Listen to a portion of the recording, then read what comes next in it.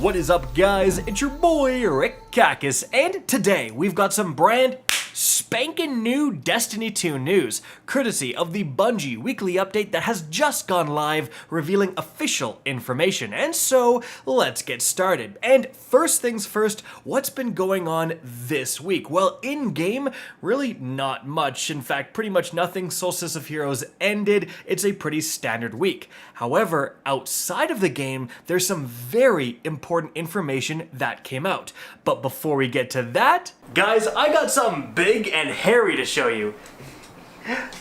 It's my dog, Boris!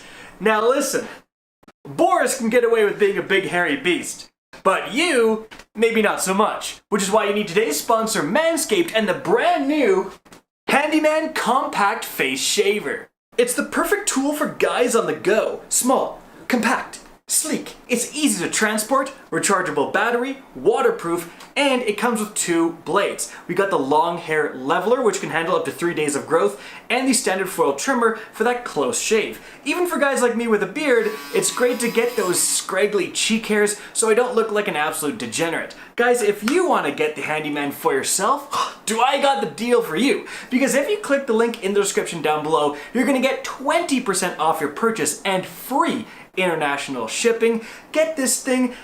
Who says great things can't come in small packages? You know what I'm saying? My wife has been telling me that for years. Guys, check out the Handyman, link down below.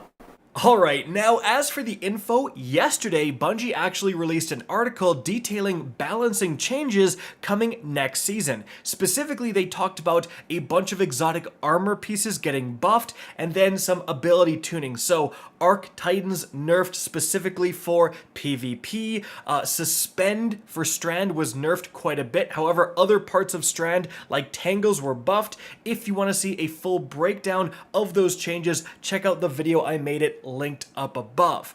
Now, moving on from there, earlier today, Bungie actually revealed something very important narratively, and that is the future of Commander Zavala.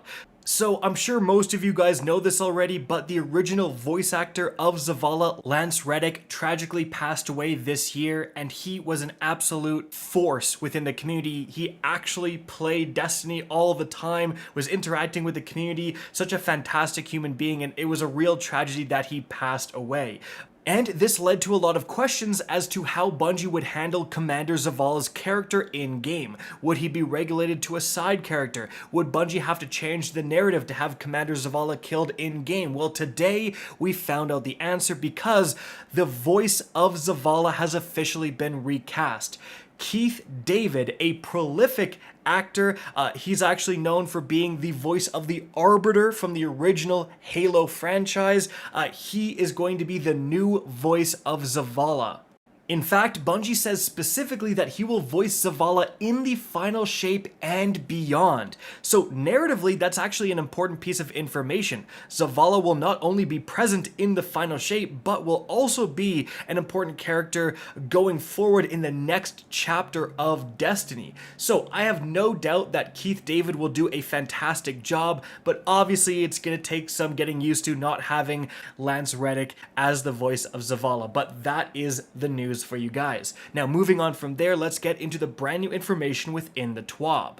Now, first of all, some of you may be wondering, did Bungie address the absolutely massive controversy that came from the release of the state of the game last week? Overall, players were overwhelmingly disappointed with that article. I did a video kind of breaking down the controversy, giving my thoughts. Check it out, it's linked up above. But no. Bungie completely ignored it. They pretended it didn't happen. It would have been nice to say, hey guys, we missed the mark on this, we're going to do better in the future, and we're completely taking your criticism into account. But again, they said nothing. Now, moving on from there, some very interesting information was revealed about the Exotic Mission Rotator. So this is actually one of the more interesting and better things coming next season, but some of the older exotic missions, so the Presage mission, the Vox Obscura mission, and the Operation Seraph's Shield mission are returning to the game, and they're going to be on a weekly rotator. But Bungie actually revealed today that you're actually doing them for more than just their associated exotic weapon.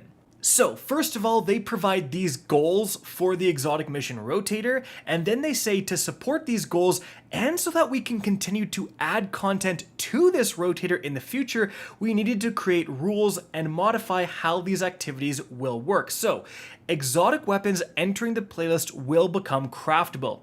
Each mission features a normal and legendary difficulty. Each mission features a pool of legacy seasonal rewards, armor, and craftable weapons that have thematic overlap with their associated mission. Each mission features the same reward behavior, mission dialogue, and narrative move forward after each activity completion and reset after all dialogue sets have been played, and legacy triumphs cannot be progressed, unfortunately. But here is what these different missions are going to be dropping. So, for the Presage mission, obviously the exotic weapon is the Dead Man's Tail. It's now craftable and it actually has a new trait pool. So you're going to have new perks available on the DMT. That could be a really big deal and change up the meta. But in addition to that, you're going to have the seasonal weapons dropping from Season of the Chosen. So the Nezrak's Whisper, Bump in the Night, the Tears of Coordination, Hollow Denial, Fire Fright, and Without Remorse. And you have opulent weapons dropping, the Austringer, Drang, the Beloved, the Callous Mini Tool, and the Eidolon Pursuant armor set. So this is a huge deal. Like, the Austringer is one of the best hand cannons in the game for PvP, and that stuff is craftable. So presumably, like, if you missed out on Season of the Chosen, now you have a source to get red border drop Austringers, and Callous Mini Tool, one of the best PvE submachine guns for solar in the entire game. So again, this is kind of a big deal. Now moving on to the next exotic mission here, Vox Obscura.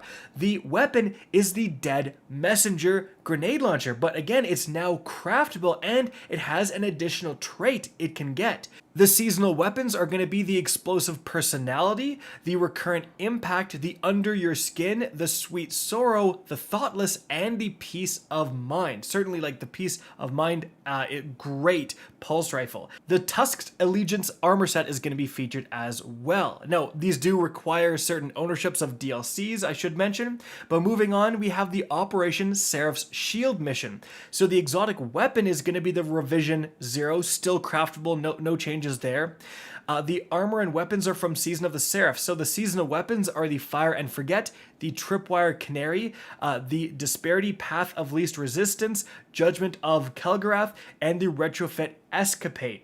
And it's also going to have Aikilos weapons, the Aikilos hand cannon, the Aikilos shotgun, the Aikilos sniper rifle, and the Aikilos SMG. Again, the Aikilos stuff, craftable, very, very good weapons there. And the Warmind's Avatar armor is going to be the featured set. Now, Bungie continues and says each exotic mission that enters the rotator will feature the same reward behavior. So, the first completion of the mission on normal or legendary difficulty will award the exotic deep sight weapon associated with the mission. Extracting or dismantling this deep sight weapon will grant the pattern. Each completion of the normal or legendary version of the exotic mission will award an intrinsic upgrade that can be used when crafting the exotic weapon. And then each completion of the legendary version of the exotic mission will award a catalyst upgrade for the crafted exotic weapon. Now, as for the armor and weapon rewards, the normal and legendary versions of the mission have separate weekly reward lockouts. Now, the weekly mission rewards are one guaranteed deep sight weapon that has not had its pattern unlocked and one armor piece that has not already been obtained based on your current class. If all weapon patterns and armor have been obtained for the in-rotation mission, a random world drop will be awarded. On every completion, you will receive an additional weapon from the mission's weapon pool. However, this weapon will have a no knockout or guaranteed deep sight behavior, so the weapon can roll with deep sight, but this would be on a random percentage chance. Now, Bungie says alongside the mission rewards, there's also a weekly challenge. So this weekly challenge has the same armor and weapon pool as the exotic mission, which is in rotation. The challenge rewards will be output at pinnacle power and will prioritize the rewards on the following order. So one guaranteed deep sight weapon that has not had its pattern unlocked, If weapon patterns have all been unlocked, the challenge will award one armor piece that has not been obtained based on your current class, and if all weapon patterns and armor have been obtained for the in-rotation mission, the challenge will output a random weapon or armor. Additionally, Bungie says the exotic missions give bonus progress for the Xenealogy quest from Xur, 4 points for completing on normal and 7 for legendary to get those exotic ciphers. Now, moving on from there, Bungie says starting on August 15th, they're going to have age gating on all Bungie services. So you're going to have to sign in and enter your date of birth if you haven't potentially. Moving on from there, they just have a section on the PsyOps Battleground Moon. It's kind of weird. They're kind of always talking about, oh, this is such a difficult piece of content. Yeah, it is a very difficult Grandmaster, but the rewards do not compensate you for doing a more difficult Grandmaster. Last week it was Fallen Saber. I don't understand why they keep mentioning it like they've really upped the difficulty and done something here. You have to have rewards to compensate an increase in difficulty. Anyways, that's just my opinion. Moving on from there, they do talk about August 22nd, the absolutely massive Destiny 2 showcase. The pre-show starts at 8 a.m. The main show starts at 9 a.m. You can watch it on pretty much all the big platforms here, and there's going to be a bunch of different language options as well. Moving on from there, if you are a PlayStation Plus Extra and Premium subscriber, the Witch Queen is joining the August 2023 PlayStation Plus catalog for 6 months. So starting on August 15th, if you have PlayStation Plus or Extra, you'd just be able to get the Witch Queen for free, which is awesome.